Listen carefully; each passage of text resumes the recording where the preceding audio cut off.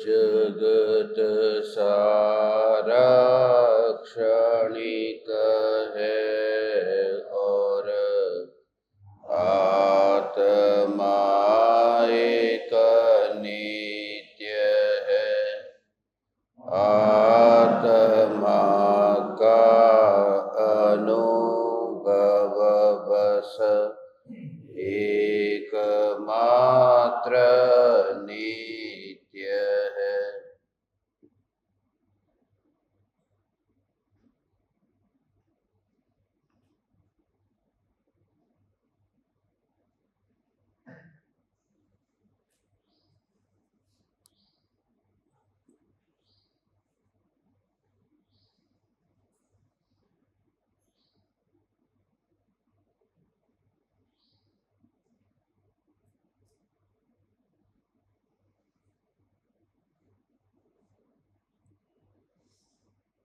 चैतन्य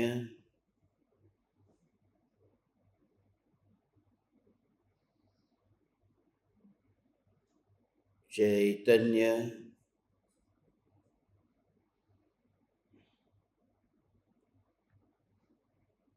चैतन्य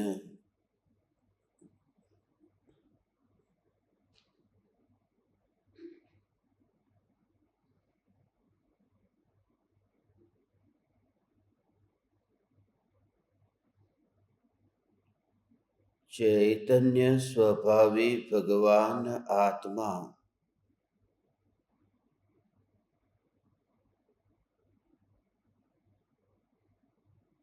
अनादि अनंत शुद्ध चैतन्य मात्र है।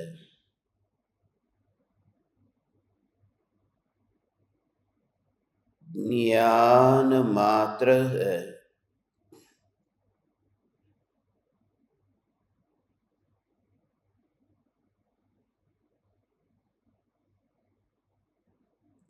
मैं शुद्ध चैतन्य मात्र, ज्ञान मात्र, भगवान आत्मा हूँ।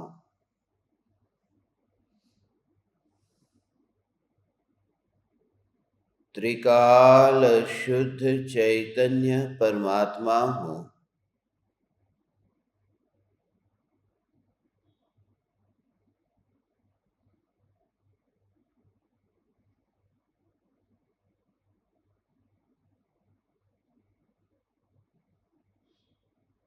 अनंत गुणाधिपति, एक ज्ञायक देव हूँ।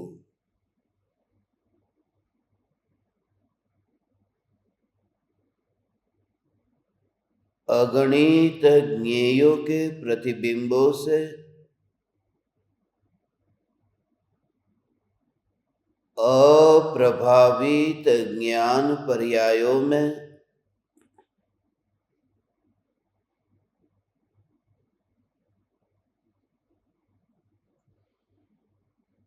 एक समय के लिए भी नहीं मिलने वाला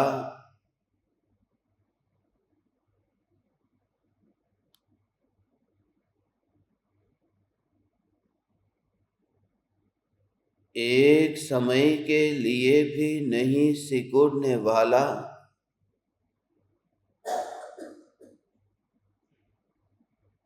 त्रिकाल ध्रुव चैतन्य सत्ता मात्र भगवान आत्मा हूँ।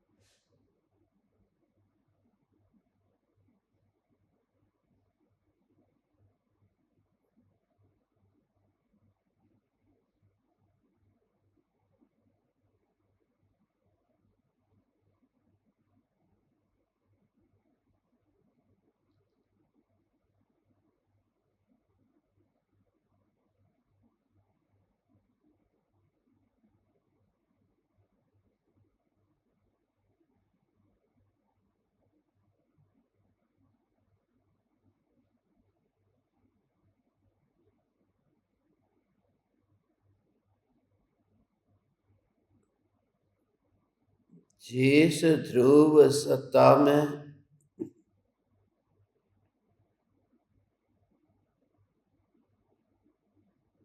किसी भी ज्ञेय का प्रतिबिंब ही नहीं पड़ सकता,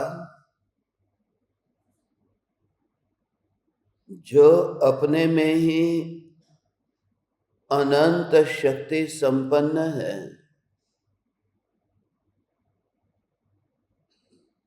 जिसके स्वभाव में झलकना नहीं होना मात्र है, यह अनंत शक्तियों का पुंज ज्ञायक देव यही मैं हूं।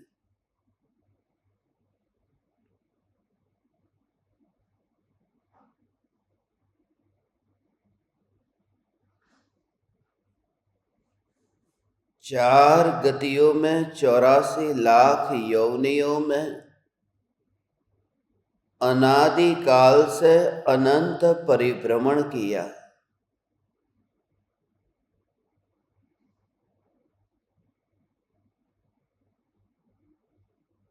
मगर उस परिभ्रमण में जिस सत्ता का रंच मात्र भी परिणमन नहीं हुआ और जो सत्ता टिक कर रही, यह सत्ता ही मैं हूं।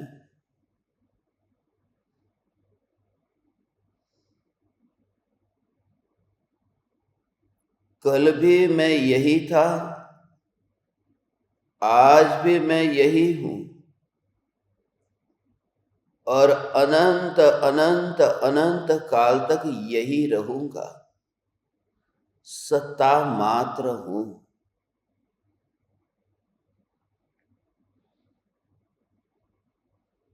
जब परिणाम में इस प्रकार से विचार चलता है, जब परिणाम ये स्वीकार करता है कि मैं सत्ता मात्र हूं,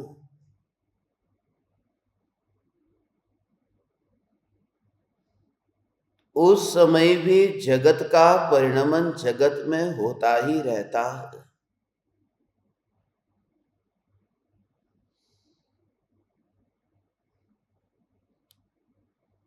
जब तीर्थंकर आत्म स्वरूप में लीन हुए थे, उस समय भी जगत में 5 पाप हो ही रहे थे। उस समय भी जगत में सप्त व्यसन आदि का सेवन हो ही रहा था।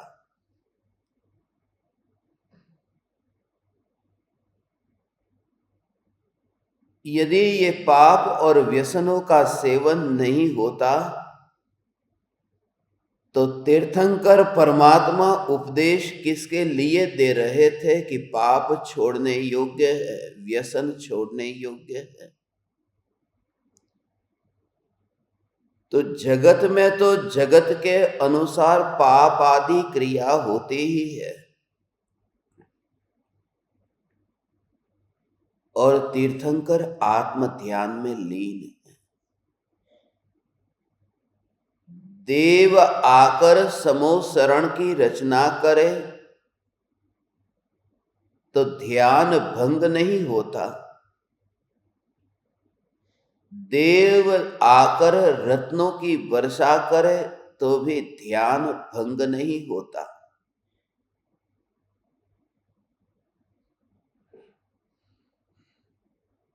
एकमात्र ज्ञायक देव में स्थित है। जगत के पाप ठहरते नहीं है, जगत के पुण्य भी ठहरते नहीं।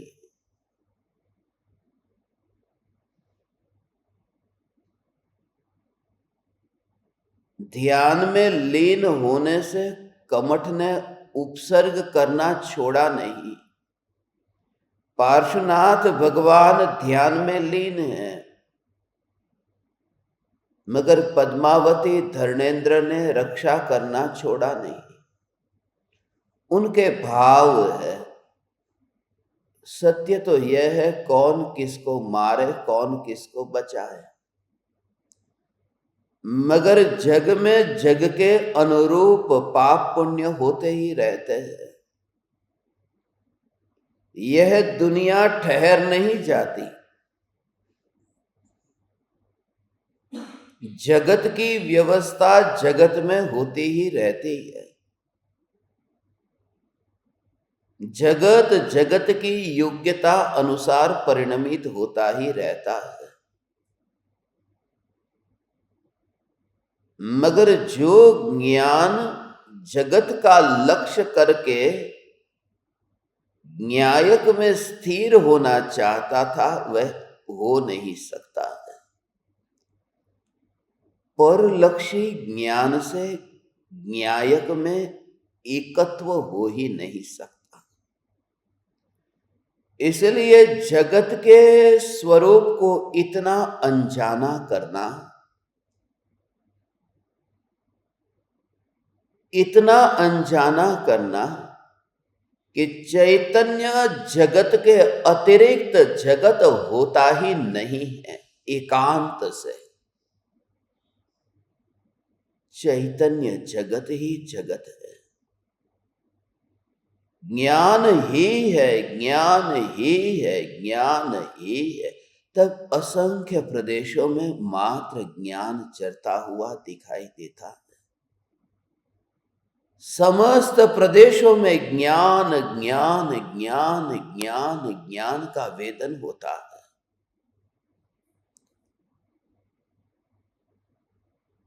क्योंकि ज्ञान की अवस्था अपने में ही ऐसी परिपूर्ण है। जानन जानन जानन जानन जानन, ये जो धारा है, ये अपने में ही इतनी परिपूर्ण है कि उसमें एक परमाणु क्या, एक प्रभाव का भी प्रवेश नहीं है। तो ज्ञान ही तो अनुभव में आ रहा है। और बार बार ज्ञान ज्ञान ज्ञान ज्ञान ज्ञान, और ज्ञान ही अनुभव में आ रहा है। तो देह के परमाणु, इन इंद्रियों के परमाणु, उन परमाणुओं के विशेष, उनका विकल्प कहां आता है।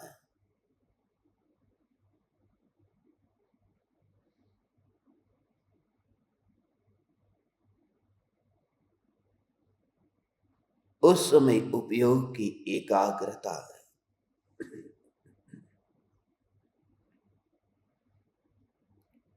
विकल्प नहीं। कहां पर बैठे हैं उसका विकल्प नहीं। मात्र दृष्टि का विषय दृष्टि से हटता नहीं है। टीवी देखते समय यह ध्यान नहीं जाता कि सोफा पर बैठे हैं, कुर्सी पर बैठे हैं। यदि क्रिकेट का मैच देखते हैं तो पता नहीं, उसमें भी खुले मैदान में वहां जाकर के पत्थर के ऊपर बैठे तो भी पता नहीं। पता नहीं, क्योंकि उपयोग की एकाग्रता वहां है और वहां आसन नहीं है, वहां दृश्य है।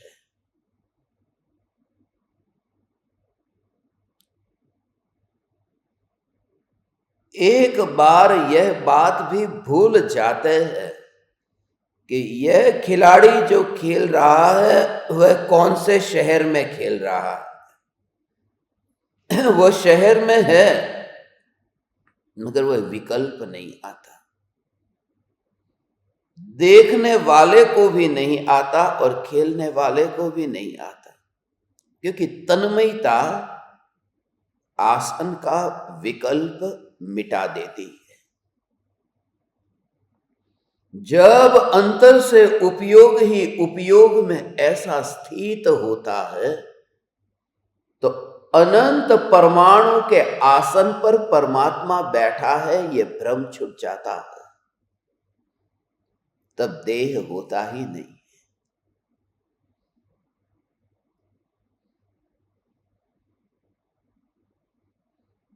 क्योंकि बैठने के लिए स्पर्शना चाहिए, छूना चाहिए, और ज्ञान अस्पर्शी है, ज्ञान जिसमें स्पर्श स्वभाव नहीं है, जो इंद्रियों के परमाणुओं के योग में रहता हुआ दिखाई देता है, मगर न बंध है न स्पर्श है। ऐसा यह ज्ञान अबद्ध स्पृष्ट है।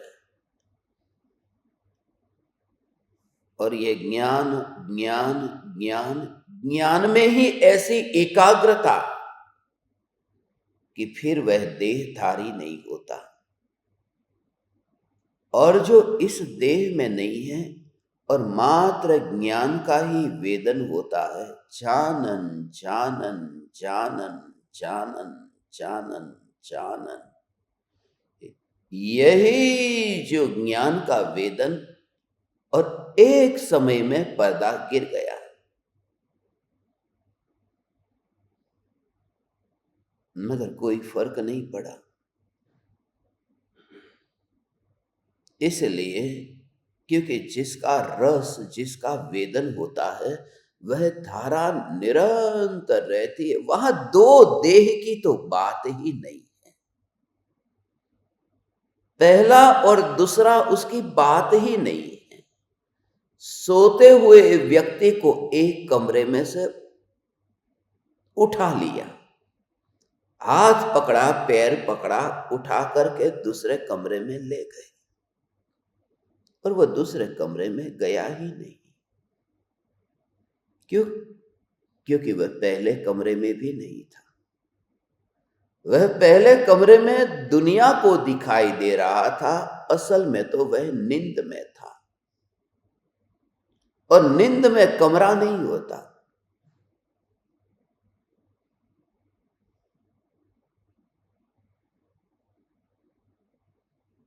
इसलिए तो नौकर सेठ से कहता है कि आप में और मुझ में अंतर तब तक है जब तक दोनों जाग रहे हैं। हम दोनों सो जाए उस समय फिर कोई अंतर नहीं है, क्योंकि सपने में कोई सेठ नहीं होता, कोई नौकर नहीं होता।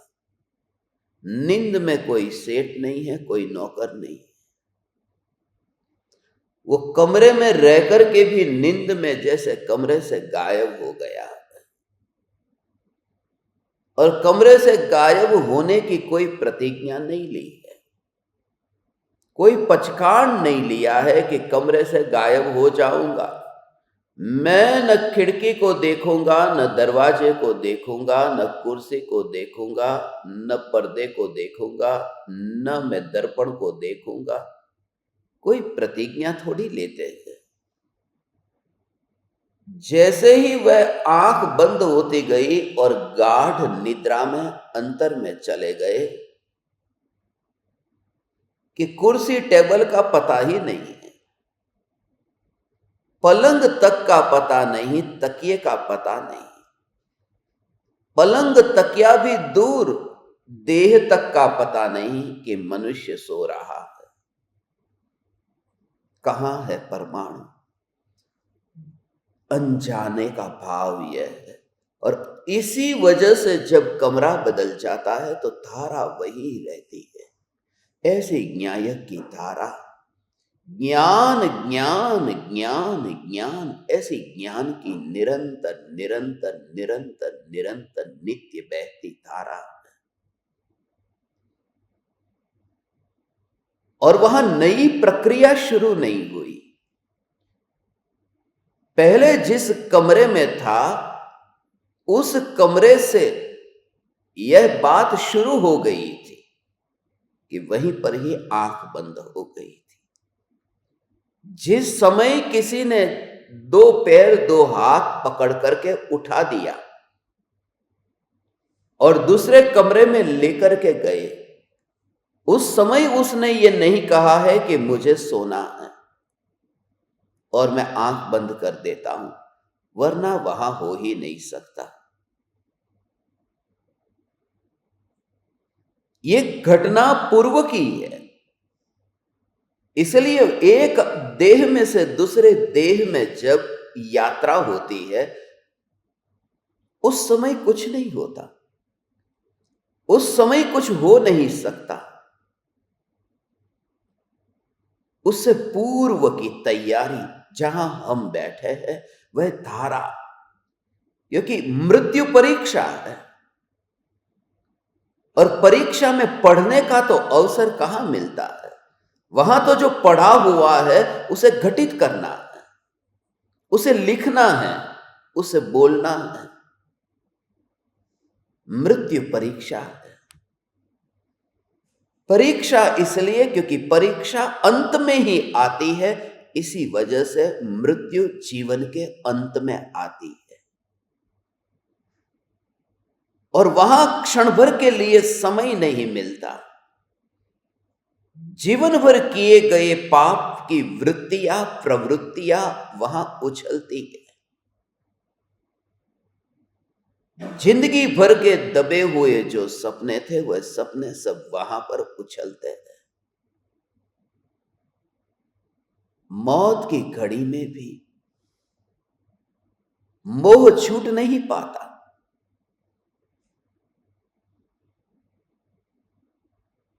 देह छूट जाता है, मगर मुट्ठी में बंद वह हीरा नहीं छूटता, मुट्ठी में बंद वह रुपये नहीं छूटते। और वह जो तड़प है, उस तड़प का एहसास उस समय उस जीव को भी नहीं है, क्योंकि इतना बेहोश हो गया है।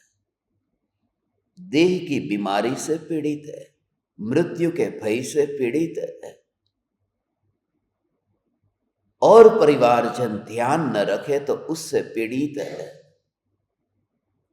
और सबसे बड़ा, जीवन भर में इतने पाप किए हैं, वो बुरे पाप के बोझ से मरने की घड़ी में पीड़ित है। इसलिए आनंद भोगता कौन मरता है? वह ज्ञानी जिसने मरने से पहले ही वह दशा को पा लिया, इस देह को ही पड़ोस में देख लिया। इस देह को अभी से इस प्रकार से देखने का अभ्यास करो। यह देह जहां है वहां मैं हूं ही नहीं। इस देह के परमाणु में मेरी जो ज्ञान की जानन धारा है,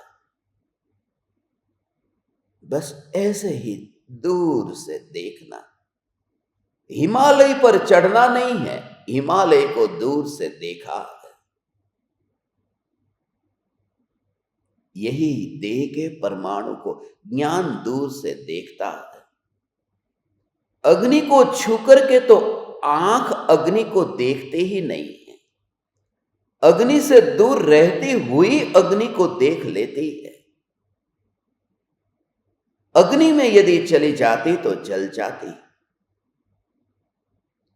जो ज्ञान है वह देह में ही नहीं, विकृति में भी ऐसा एहसास करो। यह एहसास, यह घटना, यह प्रयोग, यह अद्भुत है। ये आंख आग को देखती है मगर जलती तो बिल्कुल भी नहीं। आंख जलना तो दूर, गर्म तक नहीं हुई। जैसे क्रोध आया, मान आया, माया, लोभ, ये विकृति, उस समय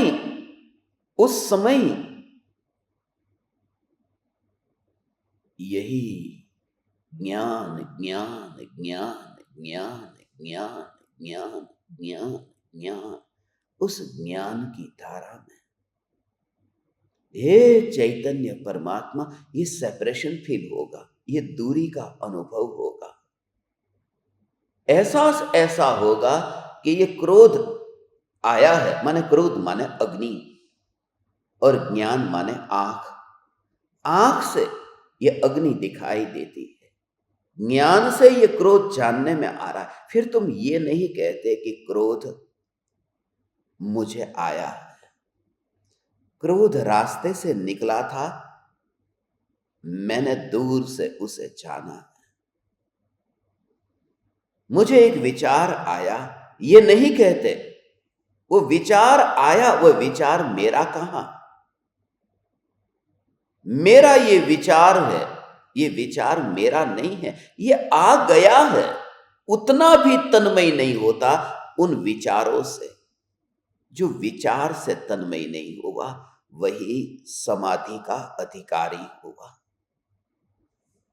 विचार की पकड़ भी छोड़ दी है, क्योंकि अंतर में वेदन ज्ञान का ही हो रहा है। वह जीव उस ज्ञान की अनुभूति में इतना मस्त है, व्यस्त है, क्योंकि ज्ञान ही उसके लिए समस्त है, इसके अलावा और कुछ नहीं। चारों ओर सर्वांग, हाथ पैर के परमाणु देह को देखते हैं तो दिखाई देता है।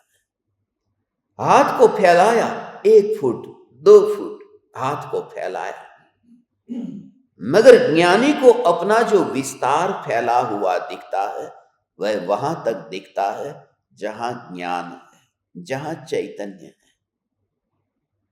इसलिए देह से बाहर वे जाते ही नहीं।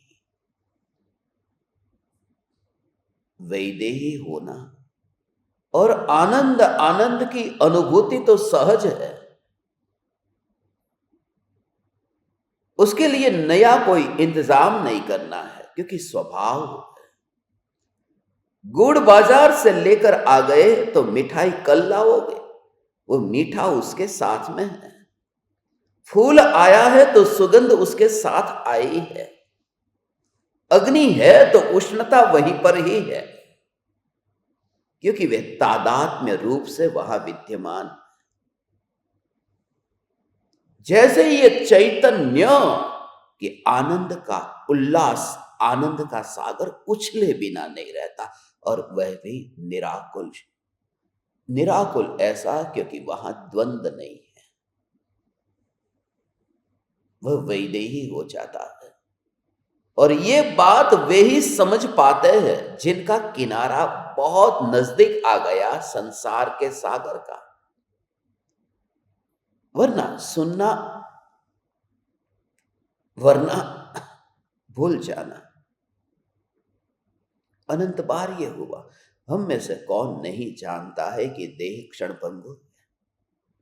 हम में से कौन नहीं जानता है कि मृत्यु आने वाली है? हम में से कौन नहीं जानता है कि जहां मैं रहता हूं वह सब कुछ छूटने वाला है? कौन नहीं जानता है कि जो भी मैंने छाती से लगा करके रखा है वह सब छूटने वाला है? इसलिए क्योंकि जब छाती ही छूट जाएगी तो छाती से लगाया साथ में कैसे जाएगा? मगर वो विचार जिसके अंतर में जगह नहीं है, जिसके भीतर में ये बार बार हैमरिंग, हथौड़ा पड़ना चाहिए, और वह सत्पुरुष के योग में रह करके ही हो सकता है। अकेले में तो चित्त भटकता रहता है, क्योंकि चारों ओर माहौल है जो यही यही यही देखता है, दिखाता है। पहले ये देखता है तेरे पास मोबाइल कैसा है, दूसरा भी वही देखता है। 2 व्यक्ति मिले, पहले एक दूसरे के मोबाइल को देखा, एक दूसरे के कपड़े को देखा, एक दूसरे की गाड़ी को देखा, एक दूसरे के गहने को देखा, एक दूसरे के घर को देखा। ये जो मिलन है, दुनिया का मिलन बाहर का ही मिलन, एक दूसरे से तो मिले ही नहीं। चैतन्य चैतन्य तो बेहोश है। ये सोते हुए लोग मिल रहे हैं, शराब के नशे में जैसे 2 आदमी मिले।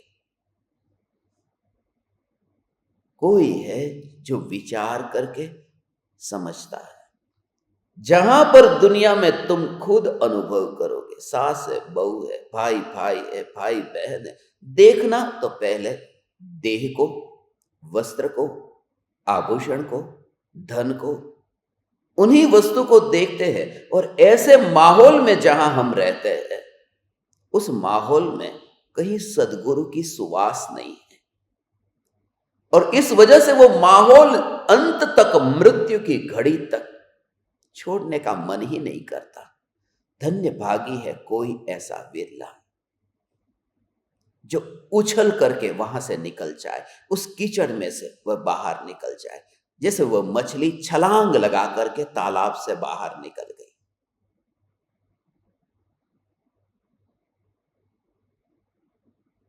कोई एकाध ऐसा होता है, एक कोई, और वो भी उसकी योग्यता, कोई ऐसी योग्यता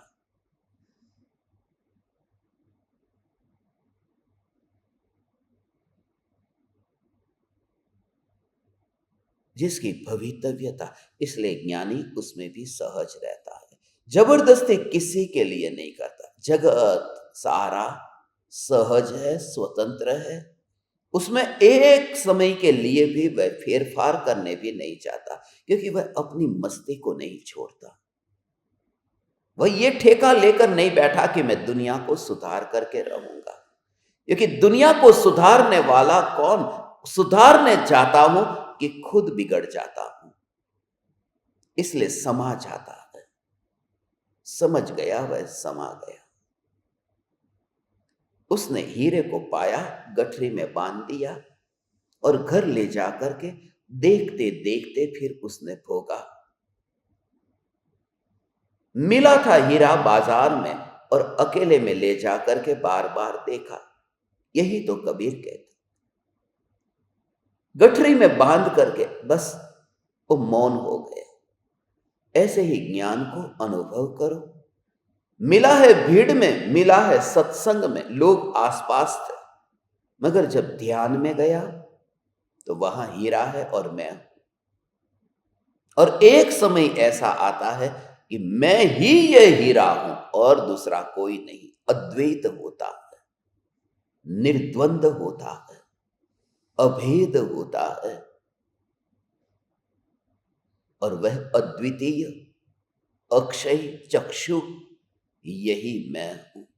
देखने वाला ही दृश्य बन जाता है।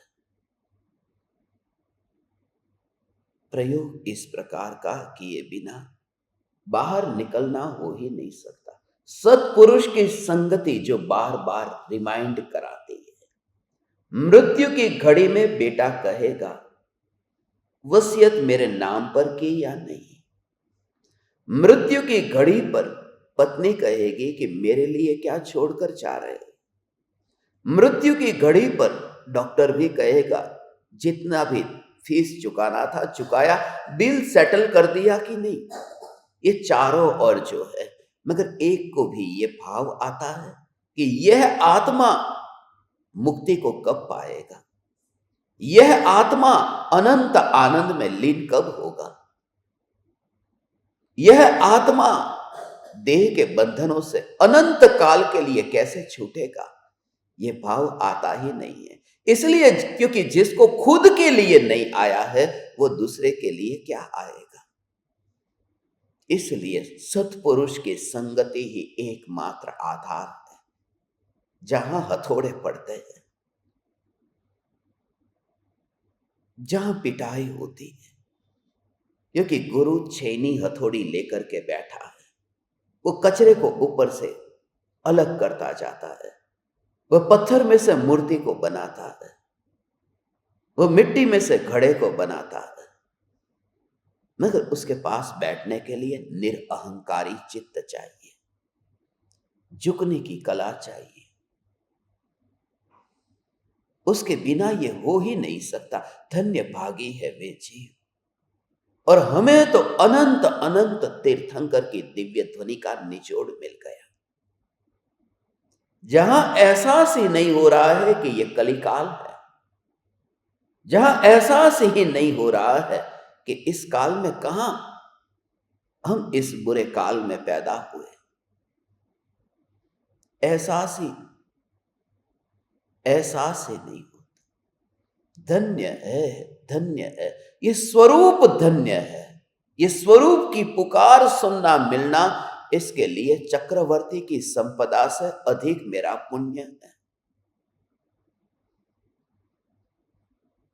कोई किसी का रिश्तेदार नहीं, यहां सब स्वार्थ के सगे हैं, और जिसको दिखाई देने लगे बस उसकी मुट्ठी ढीली होने लगती है। मृत्यु का बोध ही आध्यात्मिक क्रांति का कारण बन सकता है। ऐसी चैतन्य चैतन्य चैतन्य चैतन्य चैतन्य की मस्ती, हे चैतन्य परमात्मा, ऐसा अंतर में ज्ञान का जोर आए कि इंद्रियों के परमाणु और बाहर के संयोग जाने होने पर भी अनजाने हो जाए। ऐसी दशा प्रकट हो जो परम कृपालु देव की हुई। विचार करने पर पता चलता है हम देहधारी है, नहीं तो पता भी नहीं रहता कि शरीर है। अभी हमारी हालत ऐसी है, विचार करने पर भी पता नहीं चलता मैं आत्मा हूं। वही देह का मोह है, वही देह का लोभ है। इसके लिए साहस, अपूर्व साहस चाहिए, और ये मार्ग अकेले का मार्ग है। इसमें दो चार साथ में लेकर के ये हो ही नहीं सकता। ये भीड़ का मार्ग ही नहीं है, क्योंकि यहां तो पहले कोई चलना चाहता नहीं है, और चले तो भी पहुंचते कितने हैं? कोई विरले। करोड़ों चलते हैं, कोई एकाध पहुंचता है। इसलिए क्योंकि बाकी चलते चलते बीच में ही रुक जाते हैं, बाकी चलते चलते किसी और रास्ते पर चले जाते हैं, बाकी चलते चलते रुक तो जाते हैं, फिर वापस मोड़ आते हैं। इसलिए कोई पहुंचता है। बल लाओ, अंदर से पुरुषार्थ जगाओ। सत्संग के अतिरिक्त इस जीवन की अंतिम घड़ी तक और कुछ नहीं चाहिए, आसपास में और कोई नहीं। एकमात्र सत्पुरुष की संगति के अलावा और कुछ नहीं, और वह भी एकमात्र, बाकी तो कोई जरूरत नहीं है। मैं परिपूर्ण हूं। रिश्तेदारों को कह देना बाहर जाओ, क्षमा करो। परिवारजन बाहर जाओ, क्षमा करो। उस कमरे में कोई न हो। मृत्यु की घड़ी में कमरे में और कोई न हो, एक शिष्य और गुरु। और वह भी इसलिए क्योंकि उस गुरु से भी छूटना है, अब अपने में जाना है। ये तैयारी आज से ही प्रारंभ हो। ऐसा दृढ़ निश्चय, ऐसा दृढ़ निश्चय, क्योंकि ये बात अनंत अनंत अनंत अनंत काल की है। ये बीच में एक थोड़ा सा छोटा सा अवकाश, ये बिजली का चमकार है, इसमें ही मोती को पिरोना है। एक क्षण भर का, उसमें ही वो द्रव्य और पर्याय का मिलन होना है। इसलिए प्रभावित होता ही नहीं।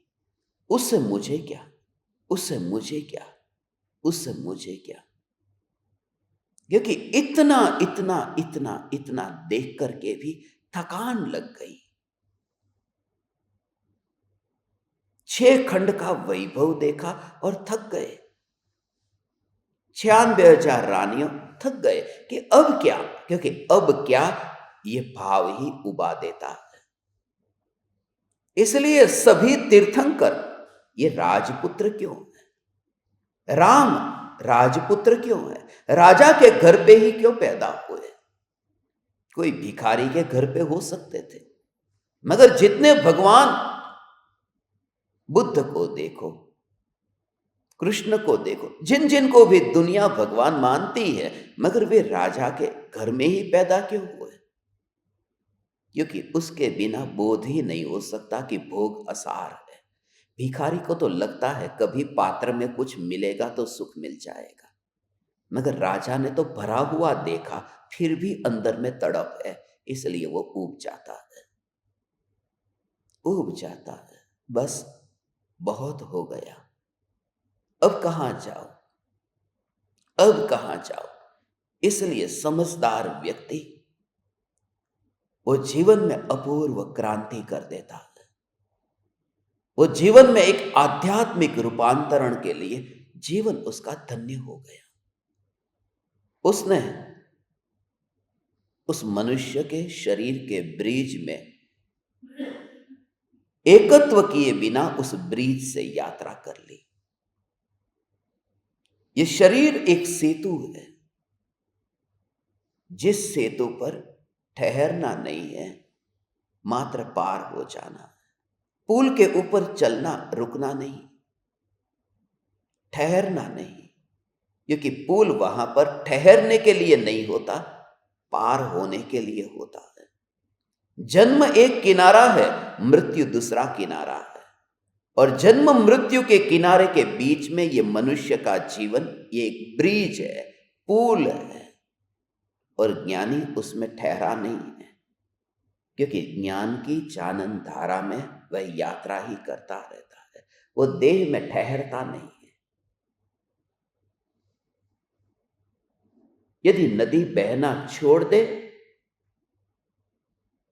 तो वहां पर सड़ जाए, मगर वह बहती ही रहती है, सड़ती नहीं है, और किसी की फिक्र नहीं करती। किनारे से तो बात ही नहीं करती।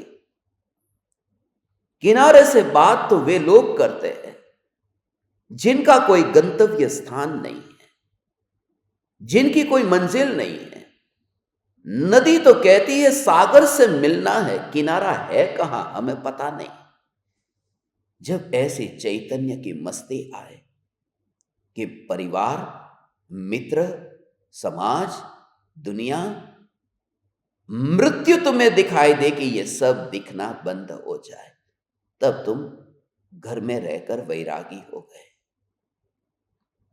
तब तुमने जीवन के उस रस को चखा जिसे पिए बिना हर पल मर रहे थे, जिस विष को पीकर के प्रति समय भाव मरण हो रहा था, उससे मुक्त हो गए। ऐसा में चैतन्य और जोर कि जो मुक्त स्वरूप है, ये चैतन्य, यह चैतन्य। कम बोले, अधिक बोलने की जरूरत नहीं है, जरूरत हो उतना ही बोला जाए। व्यर्थ का एक शब्द न निकले। विवाद से बचना है तो समाधि में स्थित होने वाला व्यक्ति अब शब्द को भी तोल तोल करके बोलता है। मूढ़ लोग हैं, बेहोश है, जिनकी वाणी में लगाम नहीं है, बोलते ही रहते। जो कम बोलता है उनके वचनों को हम आदर देते हैं, वरना वचन भी दो कौड़ी के हैं।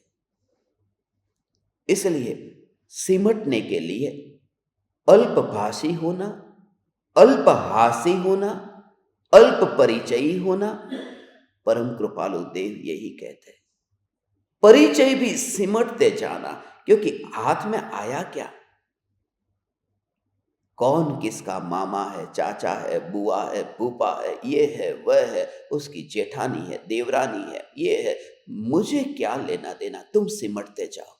तुमने जितना भी फैलाया है अब सिमट, क्योंकि मौत सब अनजाना कर देने वाली है, और ये जिंदगी के 2-4 जो बरस बचे हुए हैं, वह भी क्या पता अभी छूट जाए। तो बस अब मैं परमात्मा से प्रार्थना करता हूं, हे परम कृपालु परमात्मा, अब मैं सिमट जाता हूं। और ऐसे सदगुरु का योग पाकर के भी मैं नहीं सिमट गया, तो फिर जीवन का रस क्या। अब तो जोर आए चैतन्य, अब तो एक ही बस चैतन्य, सत्पुरुष की संगति ही अनंत भव भ्रमण का क्षय करने का कारण बनती है। ऐसी चैतन्य की, मगर ये बात कोई विरला ही जाने।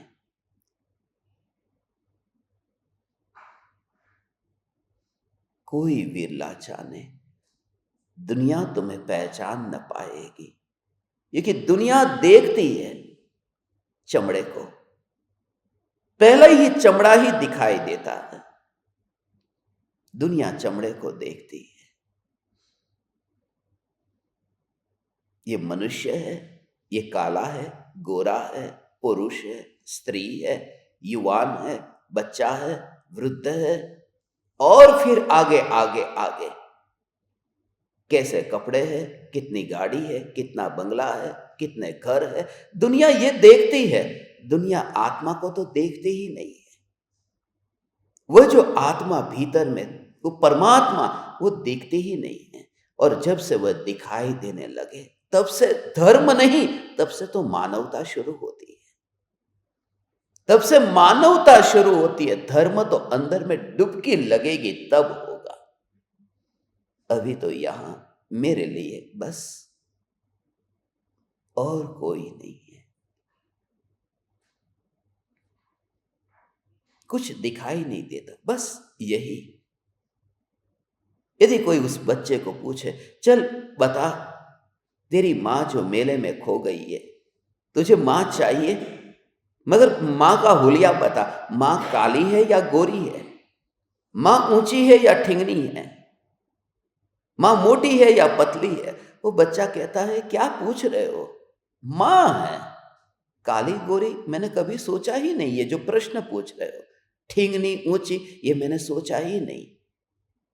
जिस समय तुम्हारा नाता असली व्यक्ति से जुड़ता है, तो देह एक और पड़ा रहता है, कभी भाव ही नहीं आया। और वह रिश्ता अंत तक रहता है, वह रिश्ता अंत तक रहता है। कभी देखा कि बेटे का मां से तलाक हुआ हो, और जिसको चुना भी नहीं था, जिसका रूप रंग नहीं देखा था, फिर भी जीवन भर, क्योंकि मां है, आत्मा है, मां है, आत्मा है, दृष्टि में ध्रुव ही दिखाई दे। ऐसा जब दिखाए, तब फिर परमाणु पड़े रहते हैं। फिर पृथ्वी पर मैं नहीं रहता, चैतन्य के गगन में पक्षी की तरह उड़ता हूं। जब तुम्हें ये इंद्रियां ऐसी ही स्पर्शी दिखाई दे, जब ये दिखाई दे कि पक्षी जमीन को छूता ही नहीं है, जिस समय ये देह के अनंत परमाणु को देह में रहते हुए ये तुम देख सको, जिस समय चलना हो उस समय तुम्हारी स्वयं की ही अंतिम यात्रा निकली हो, यह दिखाई दे। जिस समय लेटे कि तुम्हें दिखाई दे कि चिता के ऊपर ही लेट गए हो। जिस समय तुम भोजन करने बैठो और लड्डू रखे जाए, लगे कि मृतदेह के पास में लोग छाती के ऊपर भी लड्डू रख देते हैं, ऐसे यहां थाली में लड्डू जैसे परोस दिया हो। इस देह को मृत देखने का अभ्यास मोह की पकड़ को ढीला कर देता, मगर वह अभी होगा जब आंख काम नहीं करेगी, जब शरीर इतना शिथिल होगा, कानों से सुनाई न देगा, आंखों से दिखाई न देगा, पैरों से चला न जाएगा, तब वह क्या करे। अब आंखों से शास्त्र पढ़े नहीं जा रहे, अब कानों से प्रवचन सुनाई नहीं दे रहा, अब पैरों से वह मंदिर तक जा नहीं पा रहा, अब शरीर आधा मर गया, ऐसा हो गया। क्योंकि मुर्दा देखता नहीं है, सुनता नहीं है, चलता नहीं है। बूढ़ापा ऐसा ही है, आधा मर गया। और उससे पहले ही हम धन्य भागी है, हमें ये आत्मा मिल गया। नहीं तो कहां कीचड़ में पड़े होते, वहां कहीं दुकान में बैठते होते, किसी ग्राहक की जेब काटते होते, वहां कहीं बैठे हुए होते, किसी की चोरी करते, लूटफाट करते। धन्य है, अब पुरुषार्थ करना है, अब दिन रात, अब उगता नहीं है, अब इतना सत्संग, यही माहौल। क्योंकि उसमें वह अनुभव करता है कि ऐसा आनंद तो मुझे कहीं नहीं मिला। मात्र परमात्मा परमात्मा परमात्मा परमात्मा, ऐसा आनंद कहीं नहीं मिला। जो चाहिए था वह मिल गया, आ गया, बस आ गया।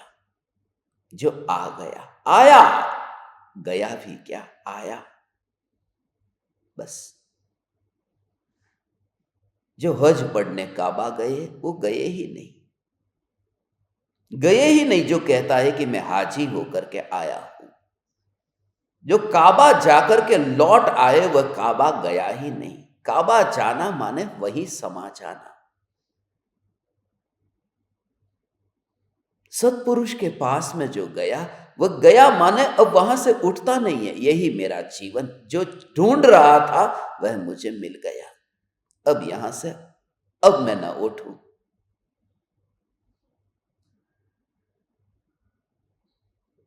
राम के द्वार पर आ गया।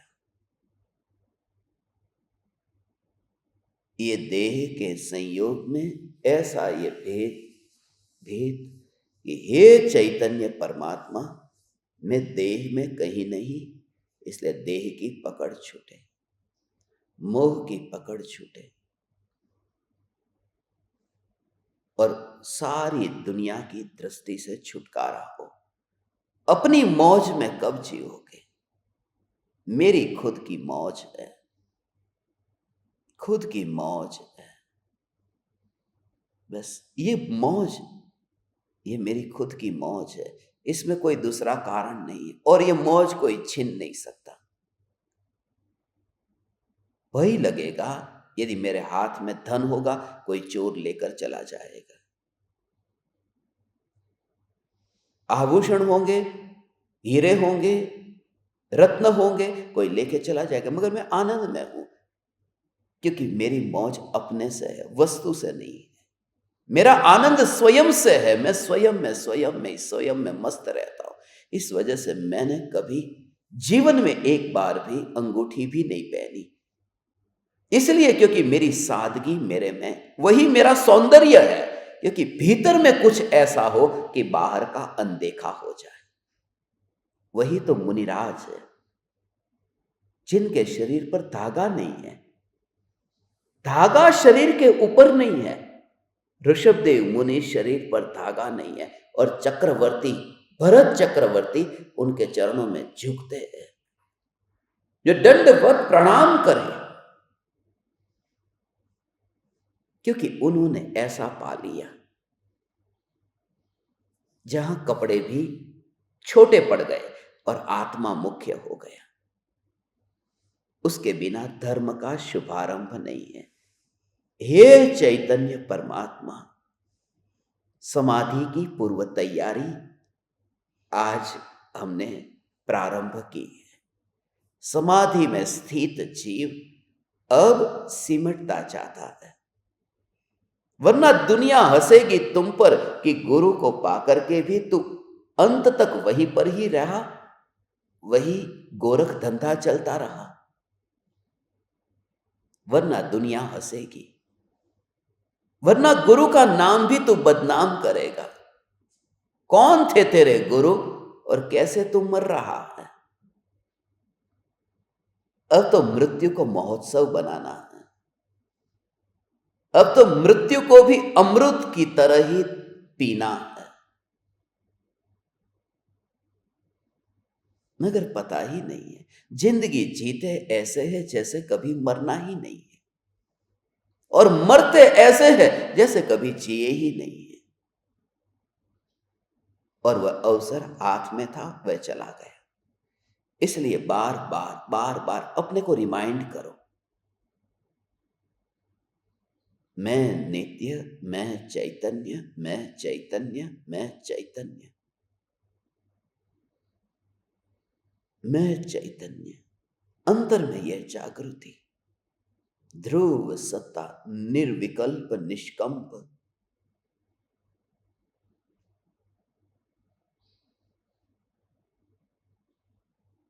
निर्विकल्प।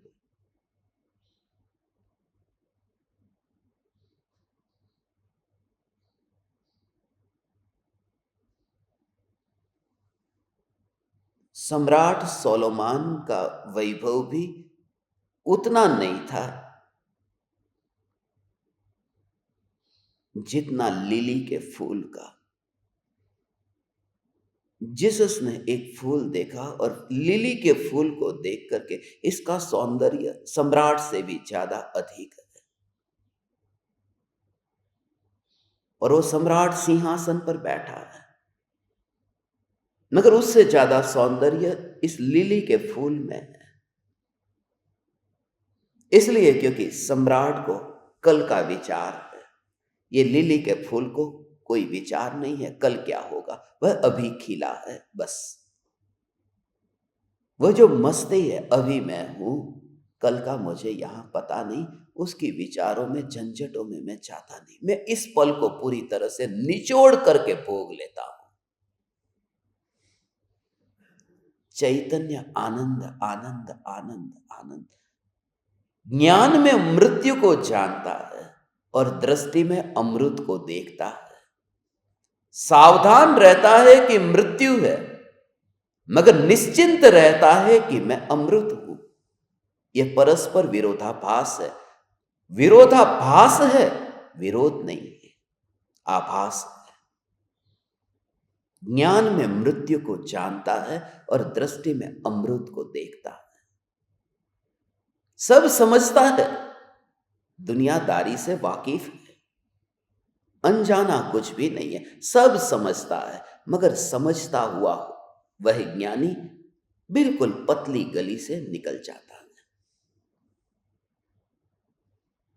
वरना बहुत संभावना है इस जगत में फंसने की, डूबने की, मरने की, तड़प तड़प के मरने की। इसलिए रास्ता करना ही होगा, वह स्वयं। हे चैतन्य परमात्मा, समाधि की तैयारी प्रारंभ की जाए, वरना आज के दिन पर्युषण महापर्व के इन पर्वों में आज से नया महीना शुरू हो रहा है। 1 तारीख का दिन है। आज से ही कुछ नया शुरू हो, सिमटना शुरू हो जाए। और जितने जितने विकल्प से आप छूटते जाओगे, आप खुद पाओगे कि साधना के लिए, तत्व विचार के लिए, स्वाध्याय के लिए कितना समय मिल गया और दुनिया में कोई किसी की पड़ी नहीं है। वरना अंत ही नहीं है, वरना अंत नहीं है। वो अंतिम घड़ी तक वो बेटा पूछने आएगा कि फर्नीचर कौन सा करूं, कुर्सी कौन सी लाऊं, सोफा कौन सा लाऊं। वो मरते दम तक आएगा। वो बहू आएगी, वो पूछेगी सब्जी कौन सी लानी है, चावल बनाओ या खिचड़ी बनाओ। अब वो मरते दम तक वो सास यही हिसाब रखेगी, तो एक और क्या करेगी? तब तो ले, ये रहा तेरा, ले बेटा ये घर की चाबी तेरी, ले बहू ये घर की चाबी तेरी। अब कोई मुझे पूछने भी मत आना, अब तो मुझे जीवन में जितना समय बचा है अपने में रहना है। ऐसा तुम कब करोगे? शुरुआत करो और तुम खुद आनंद को पाओगे कि मेरे पास में अब लूटाने के लिए कुछ भी नहीं रहा, क्योंकि पहले से ही बांट दिया है। वो मृत्यु तड़पाती नहीं है, वो शांत होकर के फिर सहज सहज सहज निकलता है। जैसे पेड़ का पत्ता न हिला, जैसे पेट का पानी न हिला, ऐसे ही वो इस देह में से निकलना हो जाए सहजता से। ये समाधि की पूर्व तैयारी।